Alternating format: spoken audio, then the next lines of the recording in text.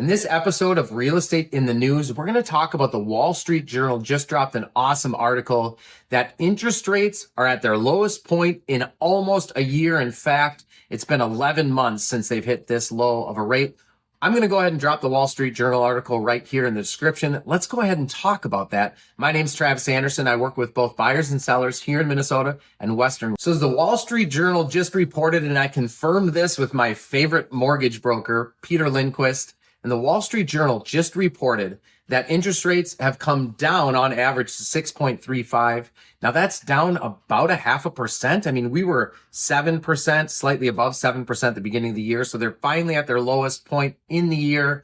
It's taken a year to get here, and it's kind of at the right time because the demand for real estate in Minnesota and Western Wisconsin starts to go downward in July, and it bottoms out in December 31st. So as the demand begins to decline, we will see rates come down as well. And that's exactly what the Wall Street Journal article confirms. So what does this mean? Look, it means that buyers can lock into a lower rate. So the buyers that might be on the fence, it might be a good time for you to just kind of jump off that fence and buy the home that you want to buy. If you're waiting for rates to lower even more, we don't know if that's going to happen. So the next thing you would do is we're probably going to see people locking into the rate a lot quicker than maybe they normally have. I've had some buyers just wait to lock in as they're predicting that rates are going to come down. And then we've seen the rates actually go up a little bit. So this is going to increase demand. It's obviously going to sell some of those homes that have been sitting on the market a little bit longer.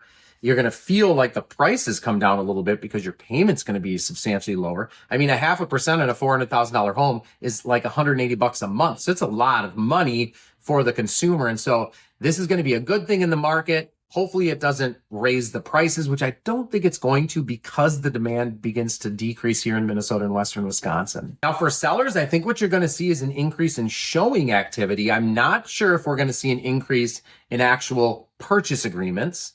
Obviously, the lower rates are going to increase the demand, but buyers are still sort of finicky on the prices. If your home's not priced perfectly well, if you're not one of the top few homes in any market, you might still be sitting. So be conscious that yes, rates might bring more activity, but if you're not selling in 8 showings, 10 showings, 12 showings, something like that, you're probably overpriced. You're going to have to make that adjustment. But this should get more people in the door quicker. So if you are overpriced, you'll actually know it sooner. The Wall Street Journal does mention that, look, rates coming down is great news. It's welcome news. We all want that. But they do caution the consumer that obviously home prices are still high. They're above the 4% average. It's very likely over the next couple of years that we're going to see a flattening, and then that 4% is going to catch up. So we should see some sort of a flattening or even a decrease in pricing over the next couple of years. So the Wall Street Journal cautions our consumers that just because the rates are low, it doesn't mean that you must dive into purchasing a home because of those higher costs in the home. We also have insurance rates that have been going up over the last few years, as well as property taxes, which we're not getting a lot of relief there either. But if you can afford a home, and if that lower interest rate gets you into the point of affording a home where you wouldn't have been able to afford it before, as a long-term investment, you're going to be okay if you keep that home for 10 years, 15 years, 20 years.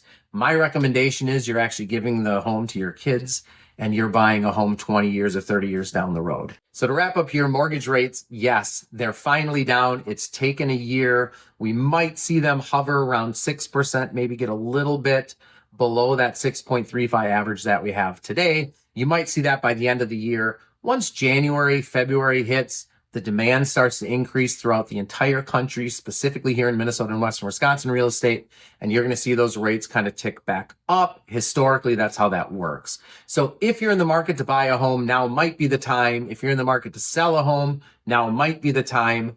Obviously, you need to have a conversation with someone like myself. Do me a favor, if you got questions, give me a call, shoot me a text, hit me up in the comments section. My name's Travis Anderson, and as always, all my best to you and yours.